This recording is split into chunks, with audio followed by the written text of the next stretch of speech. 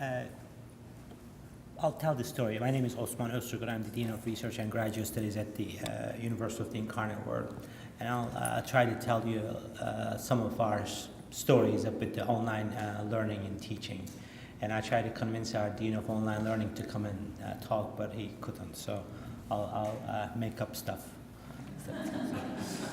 And just to give you a brief background, again, we're a private institution, University of Incarnate Word. We're a faith-based Catholic institution. So our mission is, it drives everything in what we do. And as well, Ken was saying, access is big motivation for us, because we believe that opportunity equals access. So we create opportunities for these students who wouldn't have the opportunity to come here to study for further education. So just to give you a brief structural information about the university's online learning.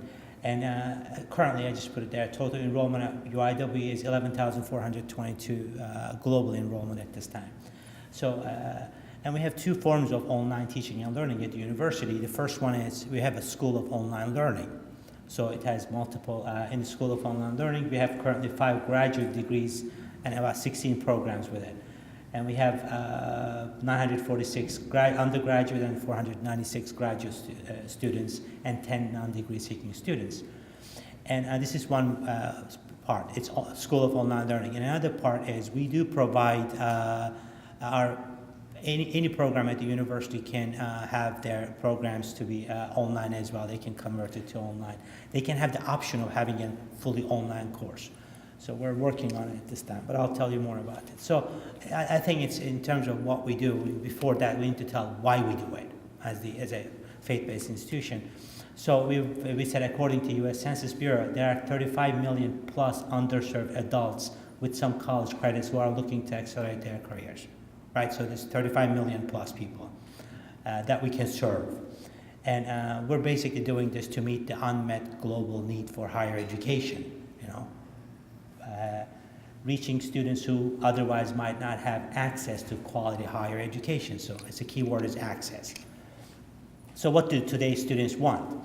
57% of adults, they want post-secondary education, and 42 of them want self-paced instruction, and 40% want to progress faster to get their degrees. Right? What do they want? They want it to be affordable, they want it to be quick, they want it to be flexible, right? While maintaining the academic integrity of the programs. So again, it goes back to we're talking about the international student recruitment too. This is what we do: intentionality and commitment. Right? Most of the universities or higher ed institutions, they put it in their strategic plans and here strategic priorities. We're going to do it, and they say we're committed to doing it. So they articulate it, they talk a lot about it, but when it comes to commit to it, when I say commitment is when you provide the necessary resources, appropriate allocation of resources for online education, and also provide the academic leadership structure to go along with it, you cannot be successful. Just wanting to do it, it doesn't work.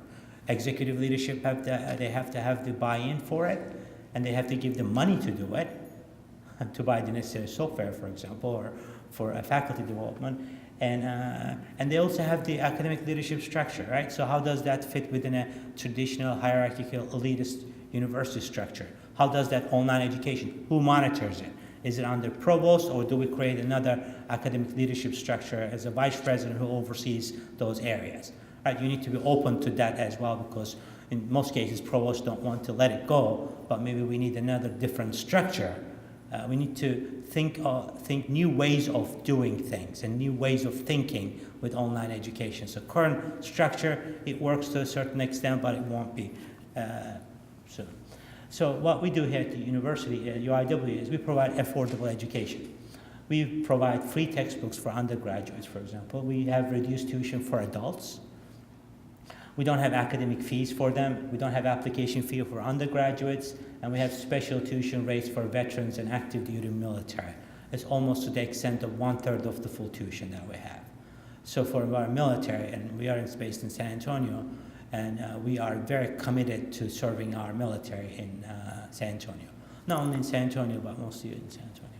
So accelerated learning, we have 8-week terms, we have 6 terms per year in graduate programs, 100% online courses with no proctored exams at UIW Online. They don't have to come to campus. We do not have residency requirement for the master's programs.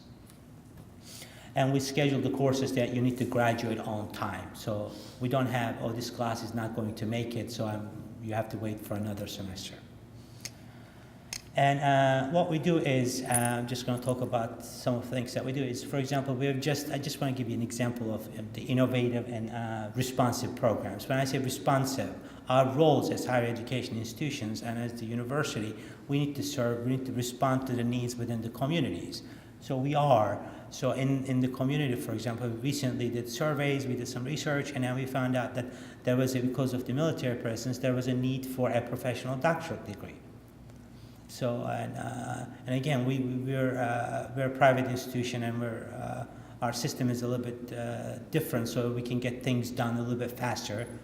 And we just got the DBA for professionals just at 9 a.m. today. We had the graduate council meeting, just went through this today, for example. So this one was designed purely for practitioners, for scholars. So we're always, we're talking about, training researchers. We need practitioners as well, and especially in some corporations like Valero, USAA, Rackspace, the Christus Health Systems, different places. They want professionals with doctorates.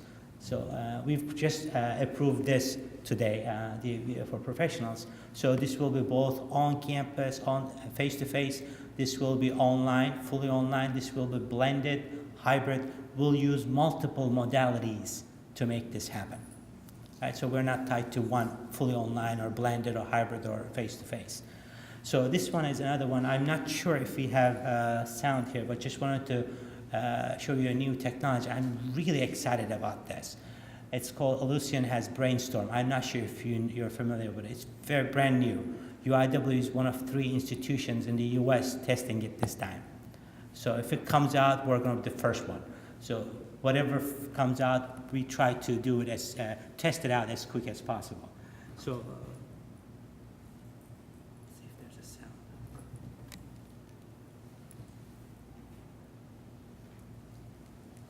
There's no sound right here.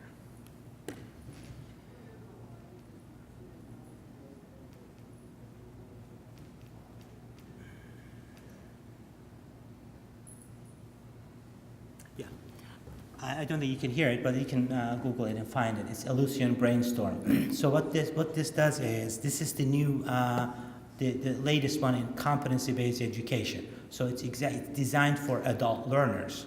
One of the issues with adult learners is that they take classes with us and they say, I know this already.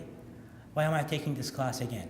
So what we do here is, with this tool, is we're going to give them the option of, if it's competency-based, we determine the competencies and then we design the course accordingly, and they can,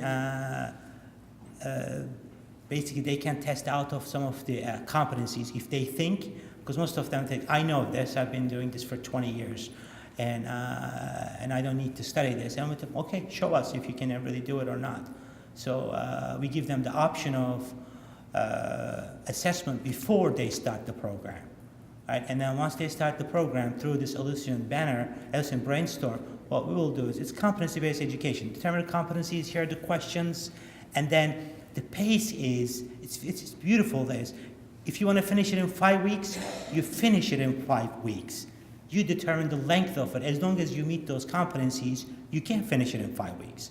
And after the second week, you find out that you can't do it in 5 weeks, you push it and it goes to 8 weeks. Or 6 weeks, or 10 weeks. It's your pace, right? But the competencies are very clear, so you meet those competencies. So we're testing this out. We're putting some of the undergraduate courses and we're testing it out, and we'll see what happens. But this is the new technology. Blackboard is clunky. All these tools are clunky and people don't want to do it. We're trying to convince faculty, hey, how about you put your syllabus as PDF on Blackboard? We're at that stage, right, with our traditional main campus. With online, we're in front of many other institutions. In that context, we're testing it out. And I am excited about this new Ellucian Brainstorm, because You can have cross-cohort dialogue with this new tool, for example. So it really excites me. And it's also, they are developing a dean's tool, so you can also monitor professors as well. It's going to tell you who's logged in and when they logged in and how if they have responded to questions. So it's a comprehensive tool that we're testing it out. So I just wanted to share this with you as well. And we said it's good design and good execution, right? So with this, for example, with this tool, we're thinking that you really can't design, you have a bad design with it. It's very structured, very step by step. Most of the time, tools become an issue. So we said it's about engagement, it's interactive, it's iterative discussion between instructor, student, and student. And this one, if somebody graduated in 2011, the students in 2016 cohort will still be able to interact and ask questions to that person. So we'll have that option as well. Of course, this is not without challenges, and we always have challenges. Again, some of the issues is, again, as I mentioned, intentionality and commitment. And university has the intentions and is committed to it with the resources, with the academic leadership structure to go with it. So we can be as innovative. Our first answer is, yes, we can do it. And then we'll figure out how to do this. But we have the resources to go along with it. And the bureaucracy was a big challenge for us. I mean, going with all the different departments, all the different structures. And we had a bureaucracy task force with 45 people in it. That didn't work out well. Nobody. And the second part was faculty buy-in. Faculty didn't want it. They didn't want online education. Well, they also didn't want our School of Osteopathic Medicine. They didn't want a School of Medicine. We opened it and starting next year. So their complaint was nothing against faculty too, but some buildings, the elevators are not working all the time. We're talking about School of Medicine, and they're talking about the lab. So we got the faculty to talk to faculty. So administrators, you're always telling us to do this, and you always force these onto us, and we don't. We got the faculty. We have some faculty champions to help us with it, and they talk to faculty. They explain to faculty what they could do, how they could do it. For example, School of Online Learning faculty members are very well versed in this. But our main campus folks are not always as interested. Oh, I enjoy face-to-face interaction. Fine. But that doesn't mean that we shouldn't go for it. For example, I hate texting, right? I don't like it. I like emails, I like telephone, but now everybody texts. So I need to, it doesn't matter if I like it or not. If it's going to help my students, I'll do it. So same way, faculty buy-in was a big issue. So when we got the faculty to talk to faculty, we solved it to a certain extent. The second part is we incentivized for main campus courses to be put online, so we are paying faculty members to change their courses to be online courses. So they can take those core courses at the undergraduate level. We have every semester, we have about 10 to 15 courses we're putting online. We're having the online option of those courses as well, but we're paying faculty to do it. So in some of the courses, some of the schools, we have developed some modules. So most of the people, I don't know how to teach it, and I don't. So we're trying to create modules for them to use. They just really need to click, click, click. And that's how they want to teach it, because not everybody is so familiar with technology, or they don't want to. So again, the issues were, that's why we try to create an instructional workload. So it becomes, if you're teaching an online course, so you have to have the policies and institutional structures established before you do anything. Then you create this whole chaos. So if you're putting a course online, if you're teaching a course online, does it count towards your load? Is it 2-2? Is it 3-2? Or how do you organize it? People say, oh, I spend more time on this. So that we have some sort of structure for it now. Instructor evaluation becomes a problem. What kind of tools that we're using? How do we know? If a dean goes into, say, you're evaluating your faculty members, you go into a class and you have a rubric, you go check, check, check, and evaluate it. But then how do you evaluate online faculty members teaching online? How do you grade interaction online? Do you just count the number of words that they use, or how many times that they posted? So that creates a challenge. but there are tools that will help you create a big picture for the administrators to look at, to see the big picture, and then we still don't have a very good structure for evaluating instructors on main campus at this time. So but it's a conversation, and we're talking with the deans. If you have 20 faculty members, how are you going to, if you're using Blackboard, we add all of the dean as the instructor. How do you go into and evaluate every class? We don't know. We don't have an answer to it yet. And too much emphasis on technology itself and lack of support for faculty. People talk too much about it as if you have the technology, it's going to work. So it's the human interaction. So what we find is it's really not the technology, it's the faculty's buy-in and instructors, how we support faculty members in engaging students. So it doesn't matter if you give somebody a Lucian banner, that doesn't mean that the people are going to do a good job. It just, if they don't, so we have to train faculty members in doing it. And so accreditation is another issue. Digital courses program must follow face-to-face regulatory processes. I'm not sure how that works within the state institutions, but even for a course to go through graduate council, an online course, we have to have, we have developed structures for it, because online courses already also need alternative instructional hours.